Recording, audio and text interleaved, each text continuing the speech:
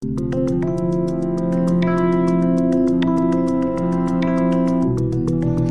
नमस्कार, मैं दीपांग जोशी दीप astrology consultant में आपका स्वागत करता हूँ। जय गुरुदेव, जय श्री कृष्णा, राधे कृष्णा, सभी का स्वागत है। आज हम आए हैं श्री कालिका माता मंदिर, जहाँ पर हम कुछ महत्व हम जानेंगे इस मंदिर का, और कुछ एस्ट्रोलॉजिकल व्यू भी, और इस मंदिर का महत्व बेसिकली जानेंगे, कैसे स्थापना हुई है। तो पंडित जी हमारे साथ है। गुरु जी, आप थोड़ा बताएंगे किस क्या महत्व है यहाँ का। हाँ, देखिए आपने यहाँ पे मंदिर पे आपने देखा होगा सुबह पूरा। तो यहाँ के जो महंत जी हैं, जिनका नाम राधेश्याम जी अग्रवाल था, जिन्हें लोग अपने जो उनके भक्तगण थे वो श्याम जी बापू के नाम से जानते थे। उन्होंने वो पेशे से इंजीनियर थे, और 1975 में उनने ये जहाँ पे मंदिर आप देख रहे हैं, इस ज़मीन को उनने अपनी खुद की 3 फैक्ट्रियों को बेच करके इसका निर्माण करा था। और उन्हें कुछ भगवती की प्रेरणा हुई थी, तो उनने इस स्थान को बनाया। और 1987 में एक जयपुर के पास में छितौली करके गांव है, वहाँ से इस मूर्ति को लेकर के आए थे, और भव्य जुलूस के रूप में पूरे नगर भ्रमण करवाया था। और इसके बाद में करीब करीब 3 साढ़े 3 साल तक गर्भाधान प्रयोग चला था, जिसमें माँ भगवती का एक अनुष्ठान बताया गया है। तो करीब 3.5 साल के लिए होता है। वो करने के बाद में 17 फरवरी 1991 को उन्होंने इस मूर्ति की, जो आप देख रहे हैं यहाँ पे, उसकी प्राण प्रतिष्ठा करी थी।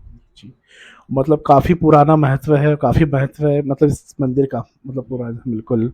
और इसकी स्थापना काफ़ी मतलब तरीके से मतलब हुई होगी। हाँ। हाँ, यहाँ के जो महंत जी थे वो इंजीनियर तो थे ही, साथ में उनको जब ये प्रेरणा हुई थी तो उन्होंने तंत्र के गूढ़ रहस्य को जाना। और वो एक अच्छे और एक भारत के कर्मठ जो तांत्रिक होते हैं उनमें से थे। और जो सबसे बड़ी बात, इस विधा को जो आप देख रहे हैं कि दुनिया में इस विधा से ज़बरदस्त लोगों में भय व्याप्त है कि तंत्र और तांत्रिक का नाम सुनते से ही आदमी को पहले डर लग जाता है, भाई ये भयभीत करने। उन्होंने सबसे पहले जो काम किया है वो कह रहा है इस भय को दूर करने का, कि लोगों के मन में जो तंत्र और तांत्रिक के प्रति जो भय उत्पन्न हो गया था, तो उन्होंने उसको दूर करने का काम किया है। सबसे पहले उनने इस पूरे शास्त्र को, जिसमें अघोरिक क्रियाएं होती हैं और कापालिक क्रियाएं होती हैं, उनको पूरी तरह वैदिक तरीके से करने की कोशिश करी।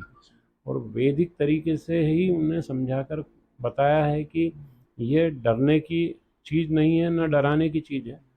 इससे हम वो असाध्य काम भी कर सकते हैं जो शायद वैदिक में संभव नहीं हो पाते हैं, वे काम भी हम इससे कर सकते हैं। तो उन्होंने जब भी यहाँ पर मंदिर में आप देख रहे हैं कि जो भी साधना भी करी है उन्होंने, तो वो साधना खुले में करी है। जो लोगों को भय था कि भाई ये गोपनीय होती है, अंदर बंद कमरों में बैठ कर के होती है, कंदराओं में, गुफाओं में, जंगलों में होती है, तो उनने ये बताया कि ये सब व्यर्थ है, आप इसे खुलेआम सभी के सामने और समक्ष भी कर सकते हैं। शायद इसी का प्रताप है कि इस मंदिर की जो प्रतिष्ठीय मूर्ति है और जो प्रतिष्ठा हुई है और जो चारों ओर इसकी जो प्रसिद्धि फैली है, वो उसी कारण से है कि उनने पूरी साधना को खुले में करा है। और लोगों में जो इसके प्रति जो भय पैदा हो चुका है, उस भय को उनने, उस भ्रांति को और भय को दूर करने की काफ़ी हद तक कोशिश करी है, और वो उसमें कामयाब भी हुआ है। और ग्रस्त व्यक्ति भी इसको कर सकता है बड़े आसानी से। बिल्कुल, बिल्कुल आसानी से कर सकता है। गृहस्थ में इसमें किसी प्रकार की कोई रोक नहीं है, टोक नहीं है। देखिए, अगर आपने जो काली है वो, ठीक है, उसका स्वरूप भयभीत करने वाला हो सकता है, लेकिन अगर हम उसको सिर्फ एक माँ के स्वरूप में अगर उसको पूजें और माने, तो शायद वो भी एक जननी है, माँ है। तो वो, और आप हमेशा ध्यान रखना कि माँ का रूप जो होता है वो कैसा भी होगा, लेकिन वो हमेशा जीवन प्रदायिनी होती है, जीवन प्रदाता होती है। वो कभी भी किसी का जीवन या किसी भी व्यक्ति की जान को कभी भी नहीं लेगी। तो ये चीज़ हम अगर अगर मान करके उसकी पूजा करेंगे, तो शायद हमको कभी भी भय नहीं लगेगा। और साथ में ये भी देखा गया है कि माँ मौन अवस्था में है। कई बार लोग बोलते हैं जो बाहर है तो मौन अवस्था में माना गया है। लेकिन वो एक्चुअली क्या है, उसका जो स्वरूप है, इस स्वरूप का पूजन इसलिए उनने बताया कि एक्चुअली वो इस तरीके से नहीं हुई थी। क्या हुआ था, जब उनने उनका आह्वान हुआ था, देवी देवताओं ने आह्वान करा था राक्षसों के दमन के लिए, कि जब उसका आह्वान करा था तब उनने अपना प्रचंड रूप, पार्वती का रूप ही माना जाता है, पार्वती ने अपने प्रचंड रूप को जन्म दिया। और उसके बाद में उनका भयभीत रूप जो है वो प्रकट हुआ, वो राक्षसों को डराने के लिए था। और उनने मतलब जो भी राक्षस है, जो देवताओं को और जो मनुष्य जाति को जो परेशान करते थे, उन लोगों के दमन के लिए उनका जन्म हुआ था। उनने जब नरमुंड को मारने के लिए, जब उनने अपना विकराल रूप धारण करा और उन्हें मारना चालू करा, एक ऐसी अवस्था आ चुकी थी जब वो इतना ज़्यादा क्रोध में भर चुकी थी। क्यों? क्योंकि उनने उन लोगों का, ऐसा माना जाता था कि नरमुंड अगर कभी भी उनका रक्त अगर पृथ्वी पर गिरेगा तो उससे और भी जो हैं राक्षस पैदा होंगे। उनने एक अपना जो प्याला लिया और उसमें उसका रक्त इकट्ठा करा और वो पीती गई। तब वो इतना क्रोध क्रोध उनका चरम पर आ चुका था। फिर एक एक ऐसी अवस्था माँ की आ चुकी थी कि जब उनको रास्ते में कोई भी, उनको ये समझ में नहीं आया कि कौन मनुष्य है और कौन राक्षस है। उन्होंने समूल नष्ट करने का निर्णय लिया और वो करती गई।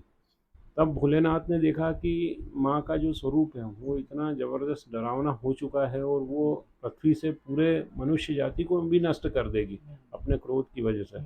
तब उन्होंने क्या करा कि उसके रास्ते में वो इतना ज़्यादा क्रोध में थी कि शिव भी एक बार डर गए थे कि उसके सामने ना जाया जाए। इसलिए उनने क्या करा कि उसके रास्ते में जा कर के लेट गए।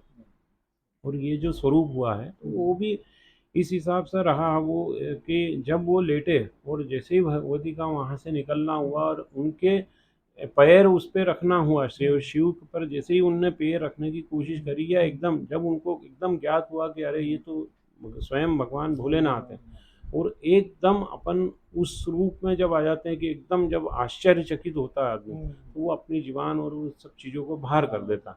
बस उसी स्वरूप में उसकी पूजा होती है, इसलिए उसे मौन माना जाता है। और इस स्वरूप में बाकी ऐसा उसका सिर्फ जो शास्त्रीय महत्व है यही है। Thanks for watching my video and like and subscribe more. Thank you.